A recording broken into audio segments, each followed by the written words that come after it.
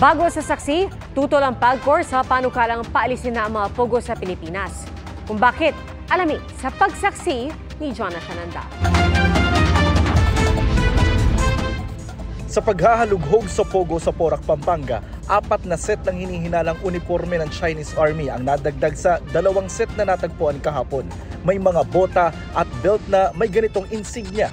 Meron ding butones na may emblem at mga butones na may tatak na PLA, kapareho ng acronym ng People's Liberation Army.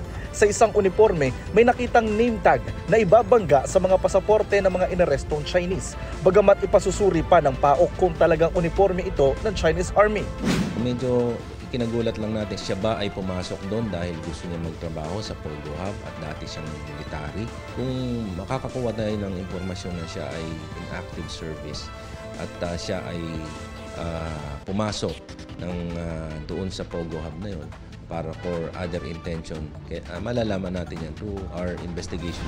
Dito sa Building 11 natagpuan ngayong araw yung iba pang set ng mga military uniform. Workstation po at opisina ang laman ng gusaling ito. Isa lang po ito sa 46 na buildings na sinusunod ngayon ng PNP-CIDG dito sa loob ng 10 hektaryang compound ng illegal na pogo. Tingin ng AFP, posible ring props ang military uniforms para sa illegal na online transactions. PAOK is already conducting its investigation. No, so for the part of the AFP, we will be supporting. We are trying to look at the veracity of the report, whether they're legit uniforms. And these are also very few in number, no, to be part of a troop. So we do not want to unnecessarily cause panic to the general public. Kanina dumating ang POS para i-rescue ang mga napabayaang hayop sa compound, kasama ang isang labrador na puro sugat sa katawan at mga ibong Macau na natagpuan sa hawla. Kagabi rin natagpuan ng ilang sex toy, mga damit pambabae at kwarto. Bukod dyan, may mga video pa nga na pinasa sa amin yung mga babaeng nagsasayaw ng hubad. Binebenta nila online or nila live stream nila. So merong sexual exploitation na nangyayari sa loob. Wala pa ring tugon sa mga text ng GMA Integrated News ang Lucky South 99 na nag-ooperate sa Pogo.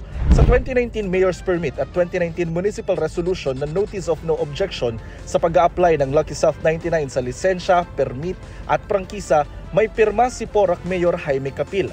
Ang pakilala raw kasi noon ng kumpanya, lehitimo silang negosyo. Siguro, pwede po kami humingi ng mga record sa kanila kung kailan po na itayo ito, paano po tumayo ito, sino yung dating mga may-ari, kung sino yung nag-apply ng business permit, kung sino yung nag-apply ng mga mayor's permit, mga sanitary permit.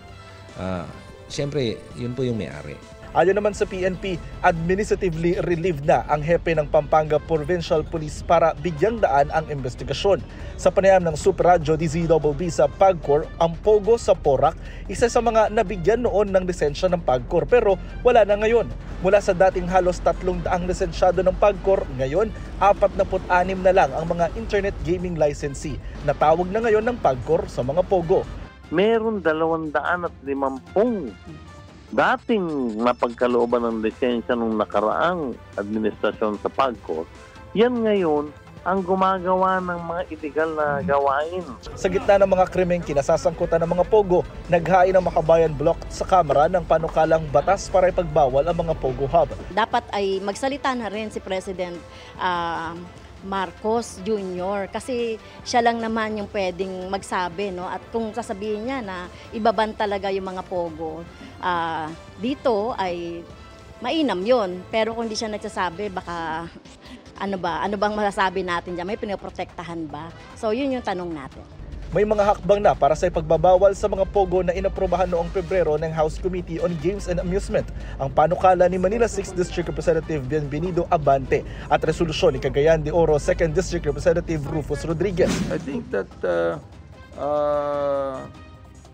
PAGCOR should not voluntarily stop the preparation of pogo in the country. Ayon naman sa PAGCOR, kung ibaban ang mga IGL sa bansa, baka mag-underground lang ang operasyon na mas mahirap daw makontrol. Aabot din daw sa 20 billion pesos kada taon ang mawawalang kita ng gobyerno nang hindi naman tiyak na matitigil ang illegal na mga aktibidad. Nitong 2023, ang nakolekta namin ay higit 5 bilyong piso.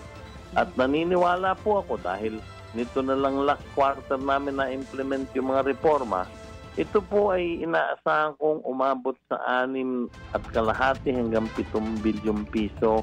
I-monitor at i-regulate na lang na mas maigpit. Para sa GMA Integrated News, Jonathan Andal ang inyong saksi.